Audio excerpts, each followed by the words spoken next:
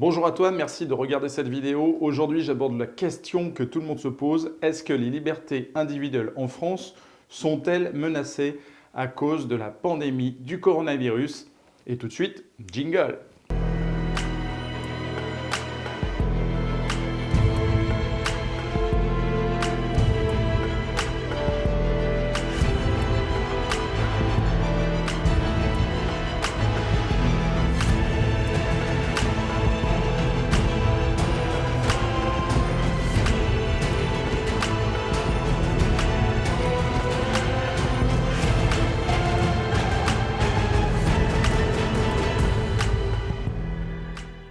Ce que nous sommes en train de vivre actuellement, c'est non seulement historique, mais en plus, ça remet en cause tout un tas de choses. Et ça nous fait poser des questions sur notamment les libertés individuelles.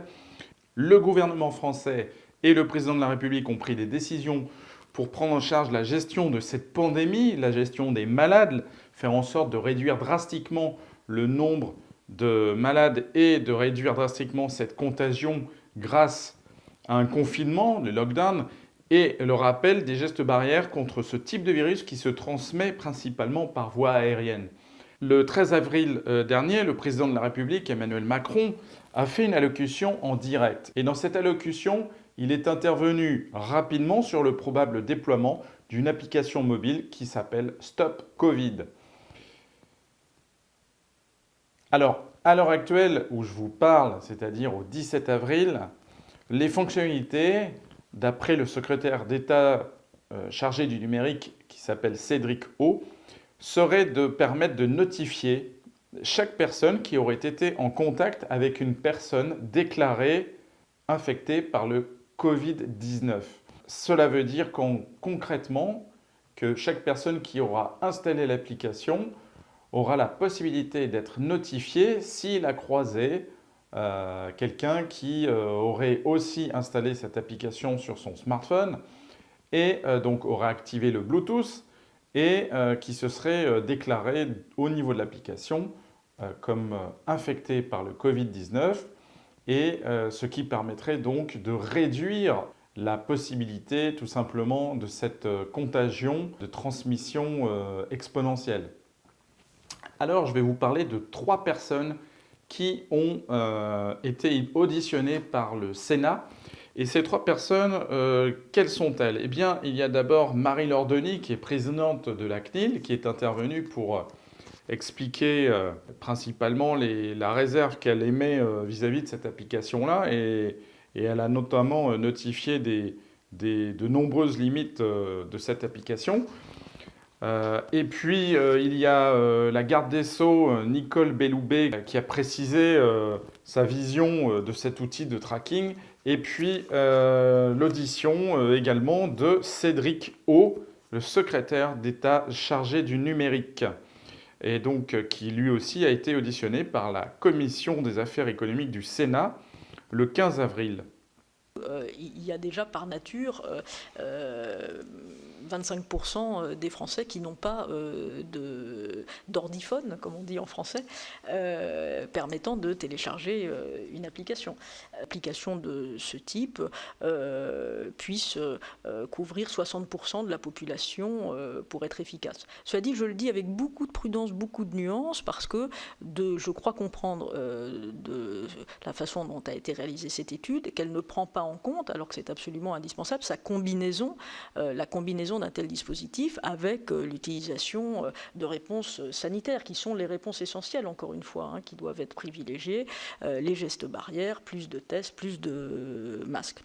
Alors ensuite, sur l'utilité, ou ce qui pourrait réduire en quelque sorte l'efficacité d'un tel dispositif, puisque le dispositif met en face à face, en quelque sorte, ou en rapport ou en relation des personnes qui auraient été contaminées avec des personnes qui auraient été exposées avec cette personne contaminée, qu'en est-il des personnes qui ont été contaminées? Quelle est aussi la proportion dans les tests sérologiques qui sont utilisés des faux positifs, des faux négatifs?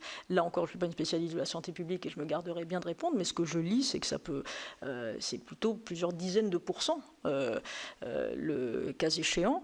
Et qu'en est-il aussi des personnes qui sont porteuses du virus, mais qui ne présentent pas de symptômes et qui donc n'ont pas de raison de se déclarer dans l'application comme étant, puisqu'elles sont asymptomatiques, comme étant atteintes du virus. Et puis, elle a aussi noté des limites par rapport aux zones blanches, c'est-à-dire les zones non couvertes au niveau du réseau GSM et Internet pour les mobiles, pour les smartphones.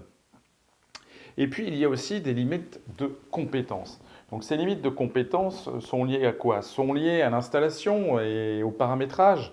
Comment s'enrôler, c'est-à-dire comment s'inscrire s'il y a lieu dans l'application. Bref, des choses qui peuvent être techniques pour certaines personnes qui utilisent certes un smartphone, mais qui ne sont pas des techniciens. Et puis, il y a également des limites qui seraient liées aux personnes en relation avec cette application. Les malades porteurs sains qui ne le savent pas encore, donc qui ne peuvent pas s'auto-déclarer malades suffisamment rapidement. Et tout ceci, ça pose entre autres non seulement l'utilité et la nécessité de cette application Stop Covid, mais aussi les moyens qui sont déployés pour tout simplement tester la population. Sans suffisamment de tests massifs, comment faire en sorte de faire bien fonctionner cette application mobile? Alors, cette application mobile, c'est en fait effectivement un outil, et c'est un outil de tracking. Alors, dans les médias, on voit que ça peut être aussi appelé comme le contact tracing. Donc, et cette application, effectivement, pourrait du moins permettre de tracer ou d'historiser les rencontres qu'on peut faire lorsqu'on a installé cette application sur son smartphone, et ça permettrait d'être notifié. Voilà, au cas où vous auriez croisé quelqu'un qui serait malade. En toute hypothèse, je serai particulièrement vigilante sur le droit au respect de la vie privée et sur les principes fondamentaux en matière de données personnelles que vous avez adoptés en 2018 en traduisant dans notre droit le RGPD dans la loi informatique et liberté. Il y a également, au-delà de nos textes français, du RGPD, la directive e-privacy, qui est également très importante dans ce cadre-là. Et c'est sur ces textes-là, c'est-à-dire le texte que vous avez adopté. Et ces textes-là, tout cela forme notre socle de valeurs partagées. Et donc, de mon point de vue, si application il doit y avoir un jour, elle ne peut être que sur la base de ce socle-là. Et donc, ce socle, il repose sur 2 grands principes fondamentaux et 5 règles adjacentes. Les 2 grands principes fondamentaux, c'est d'une part l'anonymisation des données. Cela résulte de l'article 9 de la directive e-privacy. Elle est essentielle et il me semble que nous devons rechercher les mesures de sécurité robustes qui permettent de garantir l'intégrité et la confidentialité des données qui sont collectées. Et s'il devait y avoir une dérogation à cette exigence d'anonymisation, alors là, elle ne pourrait passer que par la loi. Mais il me semble que nous devons absolument respecter cette question de l'anonymisation des données. La deuxième grande principe, c'est le consentement des personnes. Donc anonymisation et consentement, ça c'est prévu par le RGPD. À ce stade, le volontariat sera la clé de l'affaire et c'est évidemment tout à fait essentiel de le dire. Et elle nous dit quoi? Je serai particulièrement vigilante sur le droit au respect de la vie privée et sur les principes fondamentaux en matière de données personnelles, a-t-elle précisé. Alors, elle nous détaille les règles que cet outil devrait remplir s'il était mis en place. Alors, il faut savoir que, étonnamment, la présidente de la CNIL, Marie-Laure Denis, ne nous a pas fait de cours sur la loi informatique et liberté, ni le RGPD, ou encore la directive e-privacy, la directive européenne qui a été publiée récemment. Et tandis que Nicole Belloubet, eh bien, elle nous a fait une forme de mini-cours, du moins elle a expliqué aux sénateurs quels sont les grands principes à respecter. Alors, elle nous dit quoi, Madame la Ministre? Elle nous dit que voilà, le principe de minimisation des données doit être respecté. Les données collectées doivent être strictement nécessaires au regard de la finalité poursuivie. Espérons. Également, la conservation des données doit se faire de façon proportionnée à cette finalité.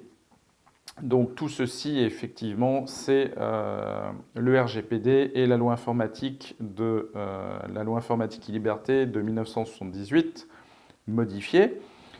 Quatrième point, elle veillera à ce que l'information soit transparente et donc à ce que le code source soit tout simplement public.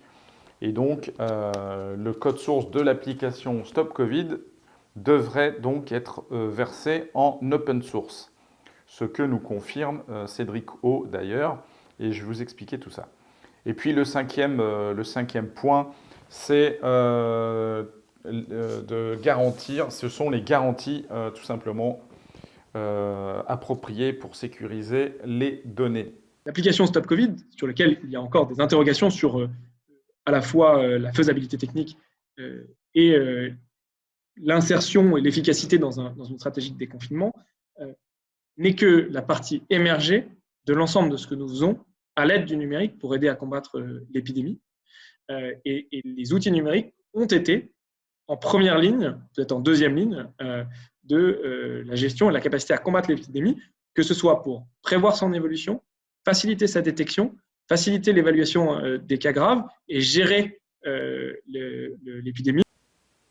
Alors, à l'heure actuelle où je vous parle, c'est-à-dire au 17 avril, les fonctionnalités, d'après le secrétaire d'État chargé du numérique qui s'appelle Cédric O, seraient de permettre de notifier chaque personne qui aurait été en contact avec une personne déclarée infectée par le Covid-19.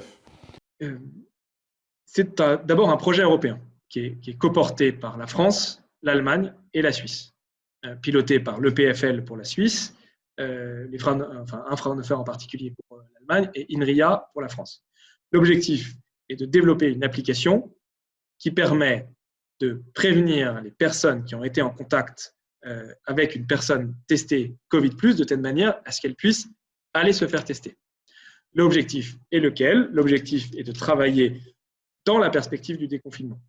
S'il devait être jugé, si nous devions juger que cet outil était utile au déconfinement, il serait un petit peu gênant du point de vue, je pense, de la représentation nationale, que les seuls outils qui soient sur la table soient des outils singapouriens, américains, voire allemands. Je pense qu'il est important, c'est un sujet aussi important, que ce soit des outils français qui fonctionnent sur les valeurs françaises.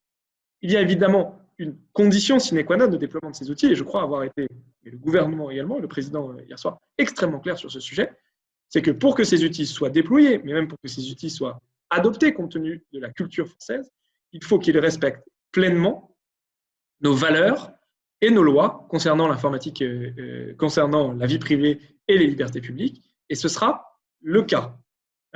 J'ai eu l'occasion de se dire, ces outils seront complètement alignés avec la législation en vigueur, ils ne nécessiteront pas de nouvelles dispositions, et j'ose même dire qu'ils seront mieux disants.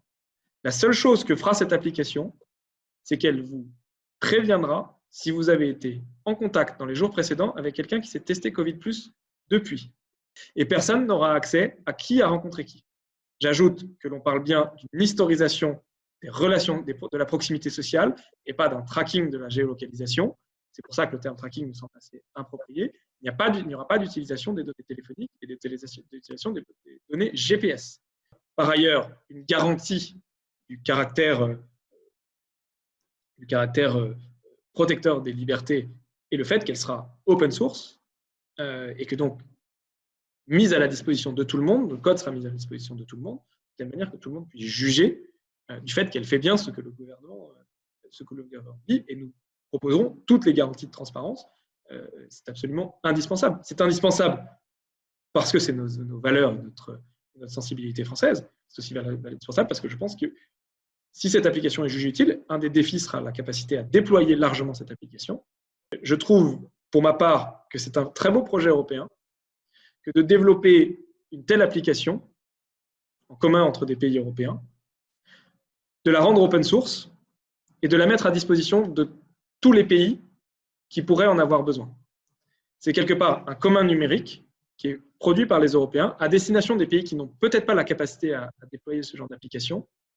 Et si c'est utile, cela permettra à ces pays d'avoir le choix d'un outil qui respecte nos valeurs et les valeurs universelles de liberté publique et de ne pas être forcé de recourir à d'autres outils qui ne les respectent peut-être pas. Je pense que nous avons là une espèce de commun numérique qui, encore une fois, s'il est utile, est un beau projet européen et qui nous devons, toute cette cause, soutenir. Voilà. Cette application est un outil qui vient en complément des moyens qui ont été déployés par les différents gouvernements des États de l'Union européenne. Maintenant, l'OMS, depuis 2015, a diffusé des informations sur les mesures appropriées à mettre en place lors de ce genre d'épidémie de virus, et notamment sur les coronavirus. Et donc, avait déjà, depuis 2015, défini non seulement les gestes barrières, mais aussi insisté sur les process de gestion de crise sanitaire à mettre en place pour prévenir au maximum la contagion et pour éviter la pandémie, c'est-à-dire la contagion épidémique à un niveau international. Voilà. Donc j'espère que cette vidéo vous a plu. Commente cette vidéo, n'hésite pas. Envoie-moi un message privé si tu as des questions. Et puis, voilà, si vous avez des questions sur cette application Stop Covid, je pense qu'on peut se les partager. Et puis, tout simplement, portez-vous bien et je vous dis à très bientôt. Et merci d'avoir suivi cette vidéo et abonnez-vous. Ciao, ciao.